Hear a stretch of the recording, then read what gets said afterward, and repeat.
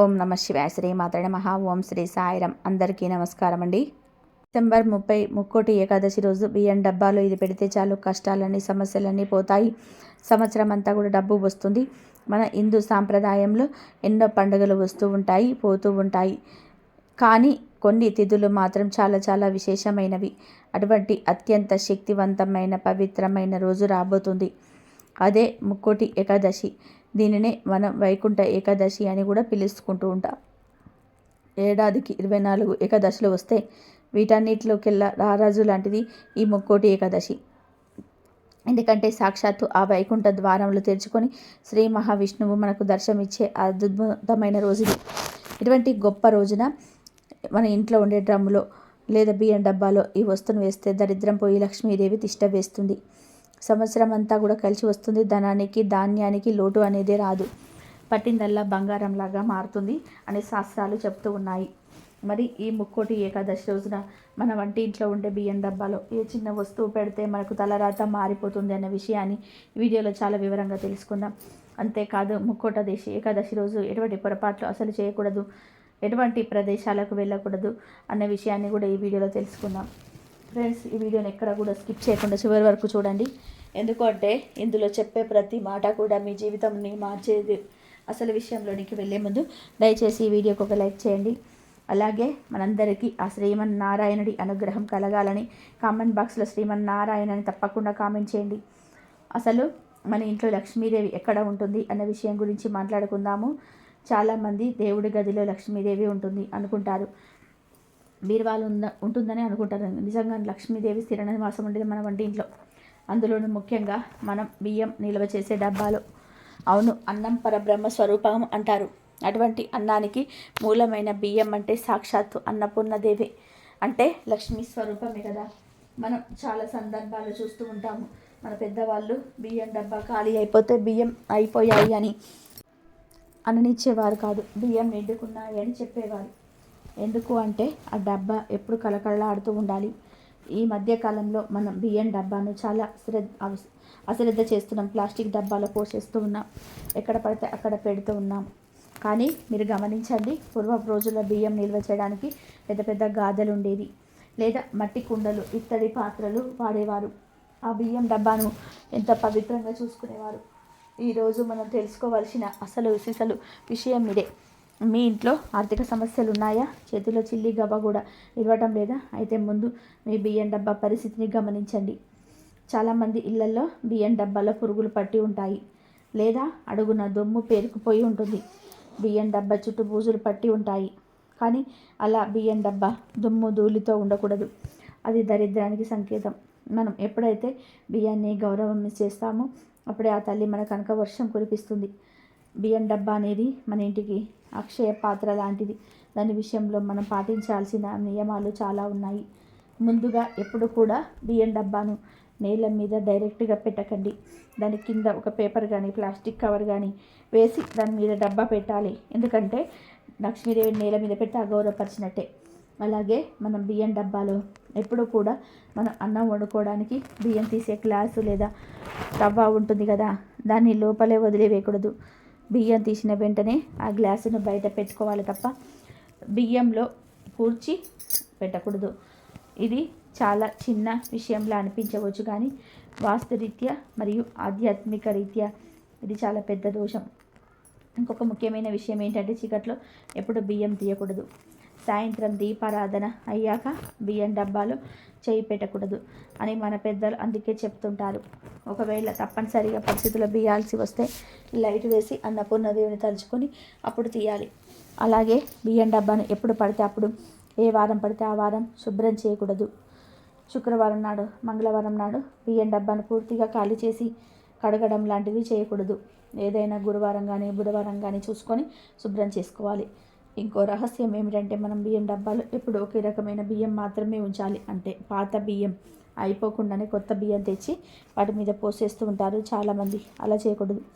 పాతవి పూర్తిగా వాడేసిన తర్వాత డబ్బాను శుభ్రం చేసుకొని దానికి పసుపు కుంకుమ బొట్లు పెట్టి అప్పుడు కొత్త బియ్యం పోయాలి. ఇలా చేయడం వలన ఇంట్లో ధనానికి లోటు అనేది ఉండదు. ధాన్యం ఎక్కడ ఉంటుందో ధనం అక్కడ ఉంటుంది. మనం ఎంత సంపాదించినా తినడానికి తిండి లేకపోతే ఆ సంపాదన వృధానే కదా. మనం అందుకే ఆ అన్నం పెట్టే బియ్యం డబ్బాను లేవతలా పూజించాలి. మీరు ఎక్కడైనా గమనించారా?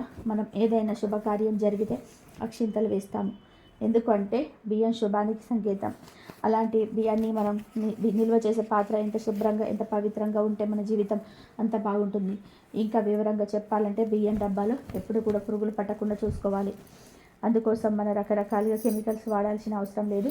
మన వంటింట్లో ఉండే సహజమైన వస్తువులైన వేపాకు కానీ, ఎండుమిరపకాయలు కానీ బియ్యం డబ్బాలో వేస్తే పురుగు పట్టదు. ఆరోగ్యానికి కూడా మంచిది. ముఖ్యంగా ఈ ముక్కోటి ఏకాదశి లాంటి పర్వదినాల్లో బియ్యం డబ్బాలో ఖాళీగా అస్సలు ఉంచకూడదు. పండుగ వస్తుందనగానే 2 రోజుల ముందే డబ్బాని నిండా బియ్యం ఉండేలా చూసుకోండి. నిండు కుండల డబ్బు ఉంటే మీ ఇల్లు కూడా సిరి సంపదలతో నిండుగా ఉంటుంది.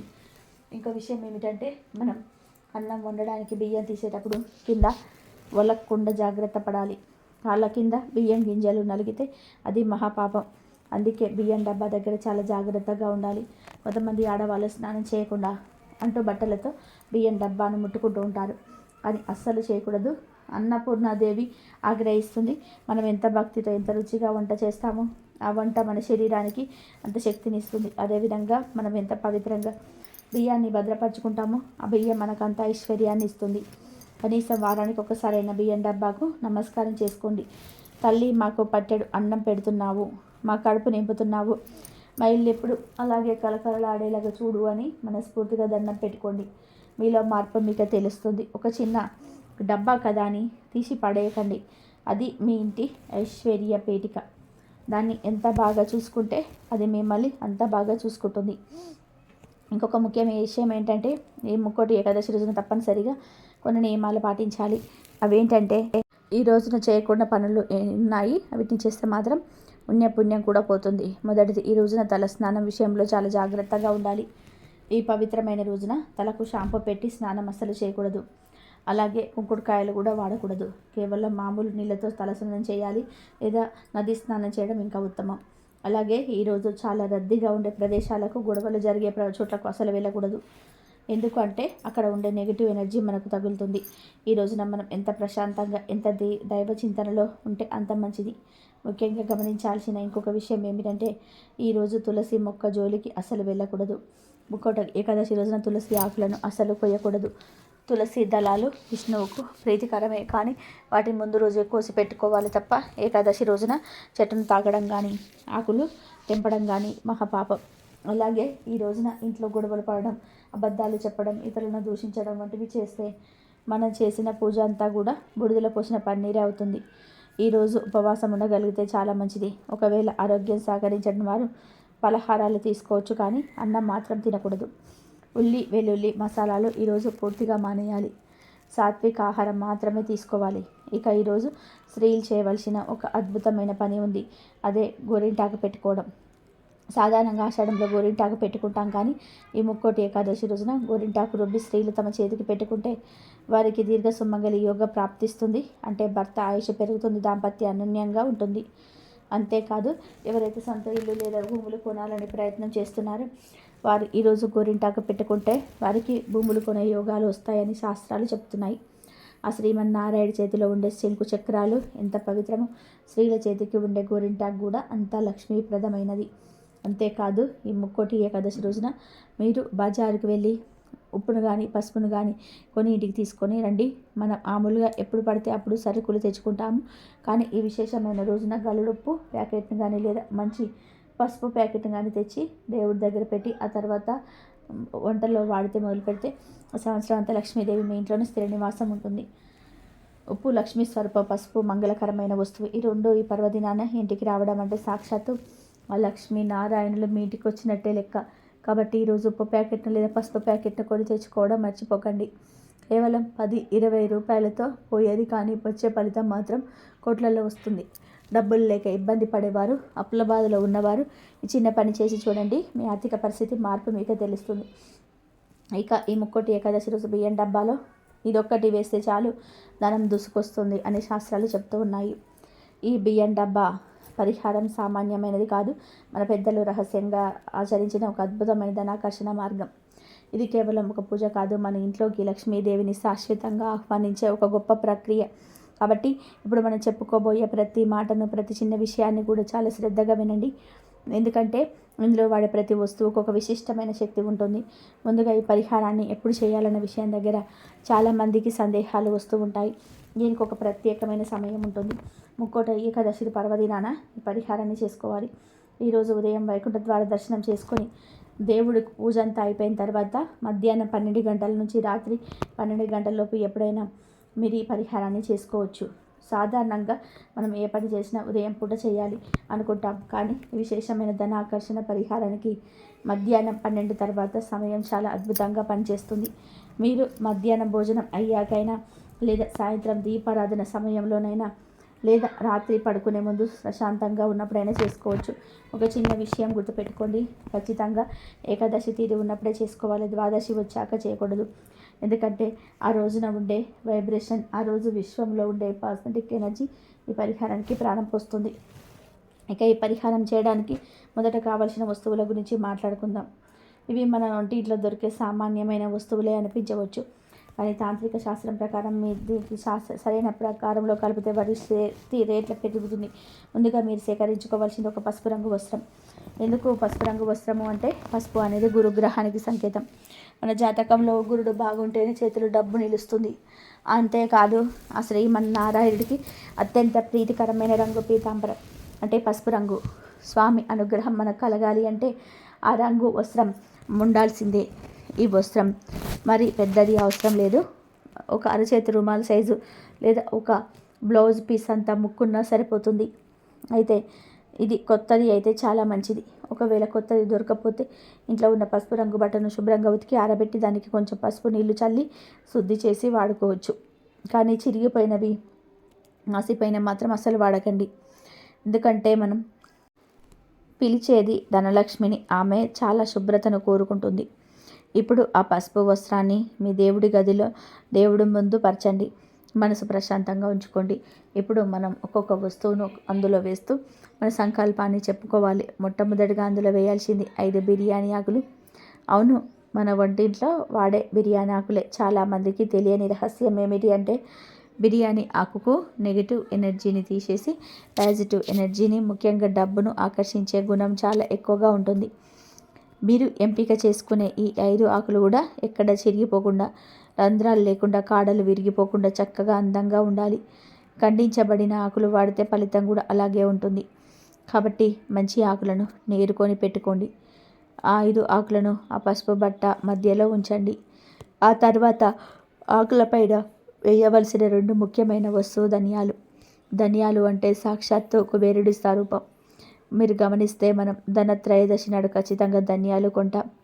ధనియాలు అనే పదంలోనే ధనం ఉంది. ఒక చిన్న మొత్తం భూమిలో పెడితే అది మొలకెత్తి పెరిగి పెద్దదై మళ్ళీ ఎన్నో వేల విత్తనాలను ఎలా ఇస్తుందో, మన దగ్గర ఉన్న డబ్బు కూడా అలాగే వృద్ధి చెందాలని, మన ఇంట్లో ఉన్న సంపద రోజు రోజుకు పెరగాలని కోరుకుంటూ గుప్పెడు ధనియాలను తీసుకొని ఆ బిర్యానీ ఆకుల మీద వేయాలి. ఇది వేసేటప్పుడు మా ఇల్లు ధనధాన్యాలతో తులుతూగాలి అని మనసులో బలంగా అనుకోండి. ఈ ధనియాలు మన ఇంట్లో ఉన్న ఆర్థిక స్తబ్దతను పోగొట్టి డబ్బు ప్రవాహం పెరిగేలాగా చేస్తాయి. ఇక మూడవది లక్ష్మీదేవికి దక్షిణ సమర్పించాలి కదా. అయితే అదొక 11 రూపాయలు వేయండి. ఎందుకు 11 అంటే, సంఖ్యాశాస్త్రం ప్రకారం 11 అనేది మాస్టర్ నెంబర్. ఇది చాలా శక్తివంతమైంది. అలాగే 1 రూపాయి అనేది మనం ఎప్పుడు దేవుడికి ఇచ్చే అదనపు గౌరవం. మీరు ఒక 10 రూపాయల నోటు, 1 రూపాయి కాయిన్ వేయొచ్చు, లేదా 11 1 రూపాయి బిల్లను వేయొచ్చు, లేదా 2 5 రూపాయల కాయిన్స్, లేదా 1 రూపాయి కాయిన్ వేయొచ్చు. ఎలా వేసినా మొత్తం విలువ 11 రూపాయలు ఉండేలాగా చూసుకుంటే, ఈ డబ్బును మనం ఆ ధనియాల మీద పెడుతున్నప్పుడు తల్లి లక్ష్మీదేవి ఈ చిన్న మొత్తాన్ని విత్తనంగా వేస్తూ ఉన్నాను, దీన్ని అక్షయంగా మార్చు అని వేడుకోండి. ఆ తర్వాత మంగళకరమైన వస్తువులైన పసుపు మరియు కుంకుమను కొద్దిగా మూటలో వేయాలి. పసుపు లక్ష్మీదేవికి, కుంకుమ గౌరీదేవికి ప్రతీకలు. ఎక్కడ పసుపు కుంకుమలు ఉంటాయో అక్కడ అమంగళం ఉండదు. మన ఇంటికి పట్టిన దరిద్రం పోవాలి అంటే ఈ 2 ఖచ్చితంగా ఉండాల్సిందే. కనుక చిటికెడు పసుపు, చిటికెడు కుంకుమను ఆ డబ్బుల మీద, ఆకుల మీద పడేలాగా భక్తితో వేయండి. ఇవి ఆ పరిహారానికి ప్రాణప్రతిష్ఠ చేసుకున్నట్లు లెక్క. ఇప్పుడు అసలైన అత్యంత కీలకమైన వస్తువు గురించి తెలుసుకుందాము. చాలామంది డబ్బు సంపాదిస్తారు కానీ అది నిలబడదు. నేలల్లా ఖర్చు అయిపోతుంది, లేదా ఎవరో ఒకరు అప్పు అడుగుతారు, ఇస్తే తిరిగి రాదు, లేదా అనారోగ్య పాలవుతుంది. దీనికి ప్రధాన కారణం నరదిష్టి, శత్రుబాధలు. నరుడి కంటికి నల్లరాయి కూడా పగులుతుంది అంటారు. మీ ఎదుగుదల చూసి ఓర్వలేని వాళ్ళు చూపు మీ మీద పడినప్పుడు లక్ష్మీదేవి మీ ఇంట్లో ఉండలేకపోతుంది. ఆ నెగిటివ్ దృష్టి పాలద్రోలడానికి మనం ఇంట్లో వేయవలసిన వస్తువు మిరియాలు. అవును, నల్ల మిరియాలు. ఒక 5 లేదా 7 మిరియాల గింజలు తీసుకుని అందులో వేయాలి. మిరియాలు ఘాటుకు ఆ శక్తికి ఎలాంటి దుష్ట శక్తి అయినా పారిపోవలసింది. మన ధనానికి, మన సంపాదనకు ఒక రక్షణ కవచంలా, ఒక సెక్యూరిటీ గార్డ్లా ఈ మిరియాలు పనిచేస్తాయి. ఎప్పుడైతే మనం మిరియాలు వేస్తామో అప్పుడే మన పరిహారం సంపూర్ణమవుతుంది. ఒక డబ్బు రావడమే కాదు, వచ్చే డబ్బు మన దగ్గరే భద్రంగా ఉండాలంటే ఈ మిరియాలు తప్పనిసరి. ఇప్పుడు వస్తువులన్నీ వేసేసాం కదా. ఇప్పుడు మీరు చేయాల్సింది ఏమిటి అంటే కళ్ళు మూసుకొని ఆ శ్రీమన్నారాయణ పాదాలను మనసులో తలుచుకొని మన సమస్యలన్నీ ఆయన పాదాల దగ్గర వదిలివేయండి. మీరు నా ఆర్థిక కష్టాలు తీరిపోవాలి, అప్పులు తీరాలి, నా భర్త వ్యాపారం బాగుండాలి, లేదా నా పిల్లల ఉద్యోగం బాగుండాలి, మా ఇల్లు సిరి సంపదలతో నిండిపోవాలి అని మీకు ఏ కోరిక ఉంటే ఆ గట్టిగా స్పష్టంగా కోరుకోండి. సంకల్పం ఎంత బలంగా ఉంటే ఫలితం అంత త్వరగా వస్తుంది. ఆ తర్వాత ఆ బట్టను మెల్లగా దగ్గరికి తీసి లోపల ఉన్న వస్తువులు కింద పడిపోకుండా జాగ్రత్తగా ఒక చిన్న మూటలాగా కట్టాలి. దీనికి దారం ఏదైనా వాడొచ్చు. పసుపు దారం ఉంటే మరీ మంచిది, లేకపోతే మామూలు దారమైనా సరే పర్వాలేదు. కానీ ముడి వేసేటప్పుడు మాత్రం మీ కష్టాలన్నీ బంధించేస్తున్నాను, ఇక అవి నన్ను బాధ పెట్టవు అనుకుంటూ గట్టిగా ముడేయండి. ఇక్కడితో అయిపోలేదు. ఇప్పుడు అసలు కట్టముంది. ఆ కట్టిన మూట పైన మనం ఇందాక వాడిన కుంకుమను కొంచెం తడిపి లేదా గంధం అరగదీసి దాంతోనైనా సరే ఆ మూట మీద గోవిందనామం పెట్టండి. గోవిందనామానికి ఉన్న శక్తి అంతా ఇంత కాదు. ఆపద మొక్కులవాడు ఆ గోవిందుడు. ఆ నామం ఆ మూట మీద ఉంటే సాక్షాత్తు ఆ వెంకన్న స్వామి ఆ మూటలో కొలువై ఉన్నట్టే. మనం ద్రౌపది వస్త్రాపహరణం అప్పుడు చూసి గోవింద అని ఒక్కసారి పిలవగానే అక్షయంగా చీరలు ప్రసాదించాడు. ఇప్పుడు కూడా మనం ఆ గోవిందుని నమ్ముకొని ఈ పరిహారం చేస్తున్నాం కాబట్టి మన సంపద కూడా అక్షయం అవుతుంది. ఇలా సిద్ధం చేసిన ఆ శక్తివంతమైన మూట మనం బియ్యం డబ్బాలో పెట్టాలి. అయితే డబ్బా పైన ఊరికే అలా పెట్టేయకూడదు. ఎందుకంటే సంపద ఎప్పుడు గుప్తంగా ఉండాలి, అంటే రహస్యంగా ఉండాలి. నలుగురికి కనబడేలాగా ఉంటే దాని శక్తి తగ్గిపోతుంది. అందుకే మీ బియ్యం డబ్బాలో చేత్తో కొంచెం లోతుగా నీళ్ళగా తీసి ఆ గుంటలో ఈ మూటను పెట్టి దానిపైన మళ్ళీ బియ్యం కప్పేయండి. అంటే ఎవరైనా డబ్బా మూత తీసి చూస్తే పైన బియ్యం మాత్రమే కనిపించాలి, లోపల ఈ మూట ఉన్నట్టు మీ ఒక్కరికి మాత్రమే తెలియాలి. ఇలా బియ్యం లోపల పెట్టడం వల్ల ఒక అద్భుతమైన సైన్స్ జరుగుతుంది. ఆ మూటలో ఉన్న బిర్యానాకు, ధనియాలు, మిరియాలు, ఆ మంత్రించిన రూపాయి నానా శక్తి ఆ బియ్యం గింజలకు పడుతుంది. మనం ప్రతిరోజు ఆ బియ్యాన్ని వండుకొని తిన్నప్పుడు అది అందంగా మారి మన రక్తంలో కలుస్తుంది. ఆ పాజిటివ్ ఎనర్జీ మన శరీరంలోకి, మన మెదడులోకి వెళ్తుంది. దీనివల్ల మన ఆలోచన విధానం మారుతుంది, బద్ధకం పోతుంది, నిరాశ పోతుంది, నేను సాధించగలను, నేను సంపాదించగలను అనే ఆత్మవిశ్వాసం పెరుగుతుంది. మనకు తెలియకుండానే మనలో ఒక పాజిటివ్ వైబ్రేషన్ వస్తుంది. అదే మనల్ని విజయం, తీరాలకు, ధన లాభాల వైపు నడిపిస్తుంది. ఇది చాలా సూక్ష్మమైన విషయం, కానీ చాలా గొప్ప ఫలితాన్ని ఇస్తుంది. మరి ఆ మూటను ఎన్నాళ్ళు ఉంచాలి అనే సందేహం మీకు రావచ్చు. దీన్ని కనీసం ఒక మండలం రోజు, అంటే 41 రోజులు కానీ, లేదా వచ్చే ఏకాదశి కానీ, లేదా ఒక నెల రోజుల పాటు కానీ బియ్యం డబ్బాలోనే ఉంచేయాలి. మధ్యలో బియ్యం అయిపోతూ ఉంటే కొత్త బియ్యం పోస్తూ ఉండండి తప్ప మూటను తీయకండి. ఒకవేళ బియ్యం తీసేటప్పుడు ఆ మూట చేతికి తగిలితే దాన్ని తీసి పక్కన పెట్టి బియ్యం తీసుకున్న తర్వాత మళ్ళీ లోపల గుప్తంగా పెట్టేయండి. అంతే తప్పే పదే పదే బయటకు తీసి చూడకూడదు. ఒక నెల రోజులు అలా 41 రోజులు అయిపోయాక ఆ మూటను బయటకు తీసి అందులో ఉన్న 11 రూపాయల మాత్రం తీసుకొని గుడి ఉండిలో వేసుకోండి. అంతేకాని ఆ మూటను మీరు ఖర్చు పెట్టకండి. ఇక మిగిలిన బిర్యానీ ఆకులు, ధనియాలు, మిరియాలు వంటి వాడిన వస్తువులను ఎక్కడైనా పారే నీటిలో కలిపేయండి, లేదా ఎవరు తొక్కని ప్రదేశంలో ఏదైనా చెట్టు మొదట్లో వేసేయండి. ఆ పసుపు బట్టను శుభ్రంగా ఉతికి మళ్ళీ దేవుడి పనులకు వాడుకోవచ్చు, లేదా తర్వాత ముక్కోటి ఏకాదశికి ఇదే పరిహారం చేయడానికి వాడుకోవచ్చు. ఈ చిన్న పరిహారం చూడడానికి చాలా సామాన్యంగా అనిపించవచ్చు, కానీ దీని వెనుక ఉన్న ఆధ్యాత్మిక శక్తి మాత్రం చాలా గొప్పది.